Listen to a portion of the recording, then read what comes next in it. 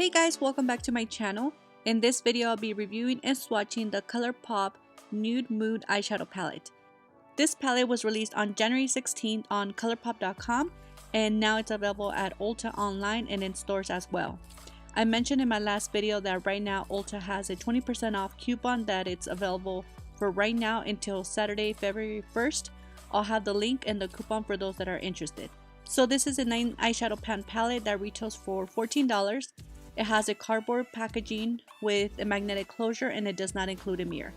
The eyeshadows in this palette do have names and they are printed above each eyeshadow on the back of the palette and on the back of the unit carton as well.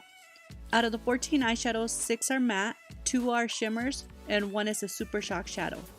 So when I did my swatches for the mattes, all performed good without any issues.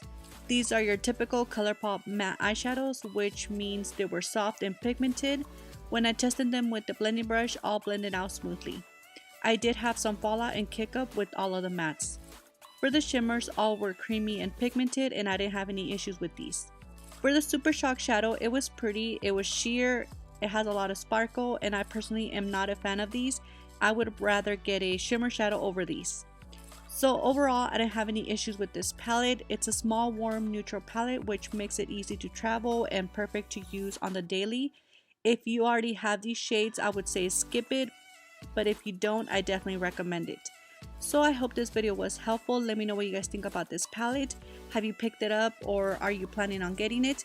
Please don't forget to give me a like and subscribe if you haven't, and I will see you guys very soon on my next video. Thank you guys so much for watching.